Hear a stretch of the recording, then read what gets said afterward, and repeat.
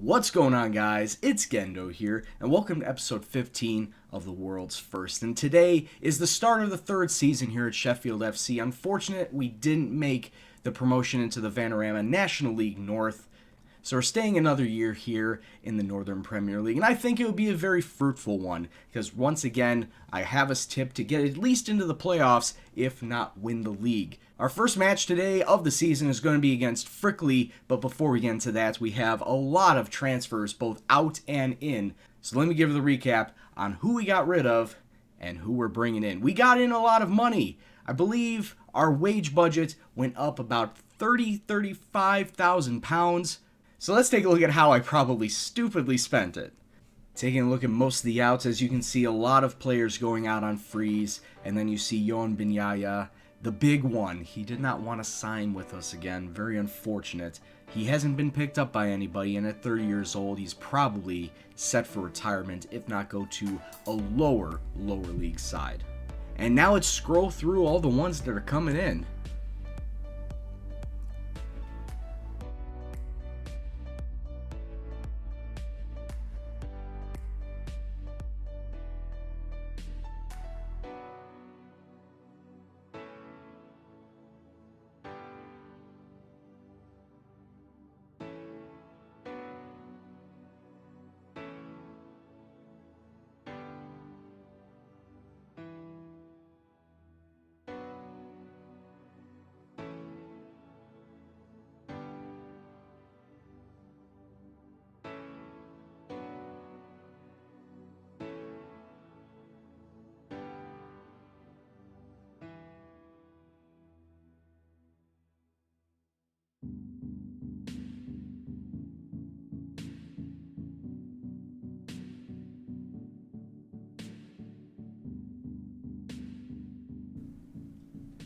So all in all, not bad pickups, would you say, though probably the exception is Mark Cook, where I'm basically paying £5,000 for a backup keeper at the very best. I just realized that as soon as I signed him on, didn't really scout him all that much. He's just as bad as Liam Mitchell, and I didn't use Liam Mitchell at all last season. So my bad. I'm throwing £5,000 away for this season, but no matter. The rest of the haul looks pretty good. The only person out of this haul that we're not going to use is Chris Fawcett, as we loaned him back to Bishop Auckland for the rest of the season. A total of £14,500 spent on players. That's the most I've ever spent in Sheffield FC, as we got ourselves a wage budget, and I might as well use it. But now that we've gone through all the arrivals and departures, let's get into the first match of the season, as we're going to play Frickley. Right, and this is what we're going to be going with today. It's not really the best of formations, but this is really all that I could come up with against Frickley. As Frickley said that they were weak against a 4-2-3-1. I guess this is kind of a modified 4-2-3-1, where we're going to have a little more attacking on the left side and a little more support and defense out on the right. We don't have a true out-and-out right attacking mid, so Brad Riley is instead going to drop down into a normal right mid role. The rest of the formation is as follows. We're going to have Callum Williams in nets. We're going to have Duxbury, Kennedy, Lewis, and Coupe along the back line.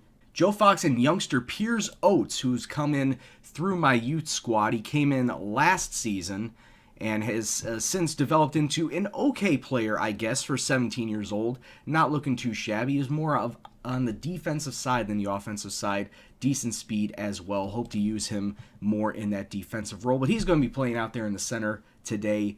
My AMC is going to be George Smith, with Tim Buckley coming in on the left side, and of course Benny Aguihan sitting up front in the striker role. Now, once again, this is the first match of a long season ahead. Even if we don't win versus Frickley, I'm not going to be too miffed about it, but I do still want to see a good showing and prove that the formation that I'm putting out there is not so weird. It can actually get the job done. So let's go out there, kick off, and see what happens.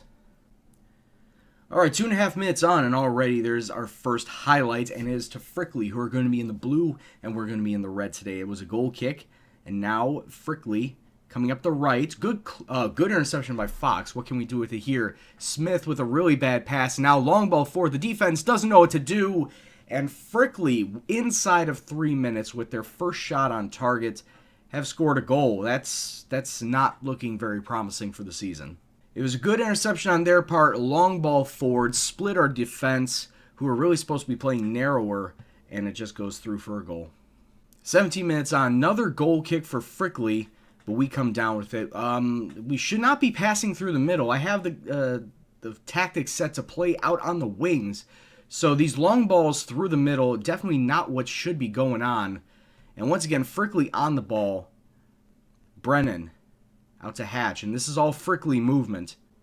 Gibson over the top to Kaziboni off the crossbar, and a good save from Callum Williams. I thought for sure that would have been 2 to Frickley. 39 minutes in, free kick to us. To Brad Riley. He could take a shot. He does, far post. And Brad Riley knots the match up at 1 apiece. That was our first shot on target. 3 shots total, and we finally get on the board late in the first half. That was a good free kick. Over the top, finds Riley unmarked. Goalkeeper tried to create as much of a wall as he could, but Riley slips it under him.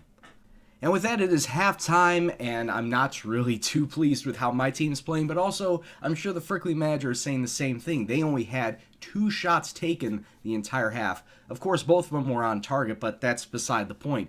Neither side has been playing very well defensively. Neither side has been playing really well either. So what I'm going to do is I'm going to give the defense a talking to and then go over the analysis.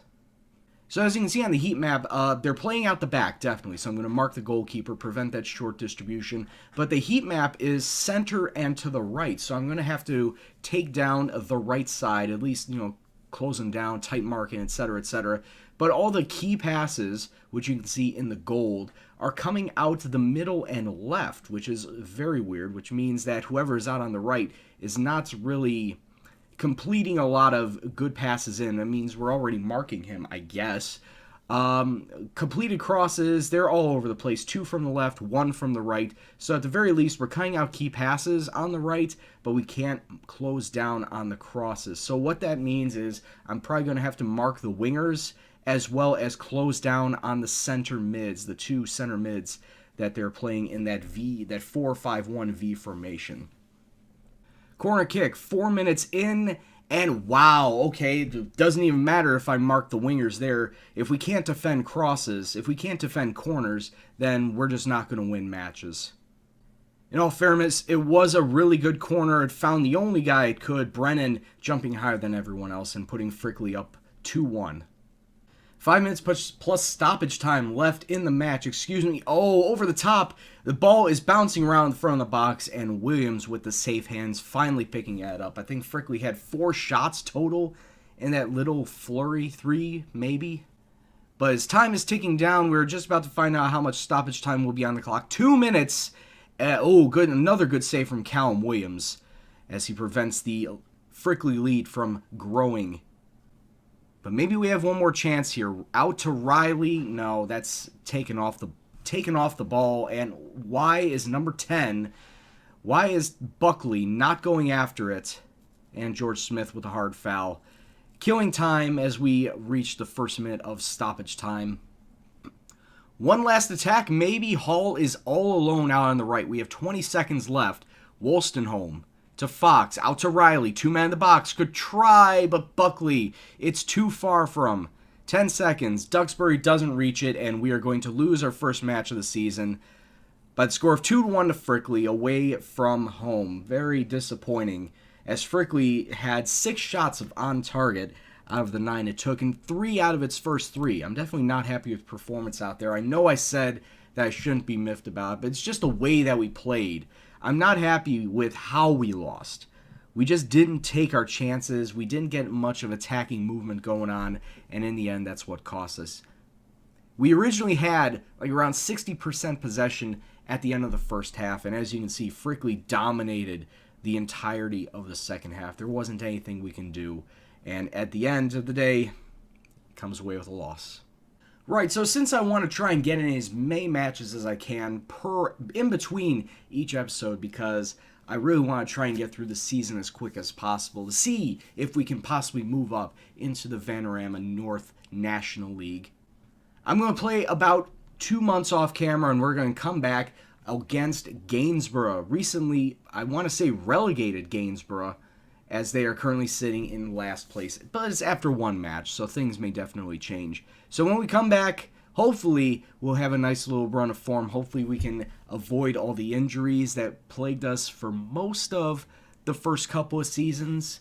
And, you know, hopefully try and push towards a promotion playoff. So, until that time, I'd like to thank you all very much for watching. If you liked what you saw, please hit the like button, subscribe if you're new, and you want to see any new FM content. And I'd like to thank everybody who got me up to 200 subscribers over the new year. So, shout out to all you guys. Thanks for being top lads. Any comments, suggestions, questions, anything else, please leave in the comment box below. But as always, this is Gendo, and I'll see you in the next video. Take care, and peace out.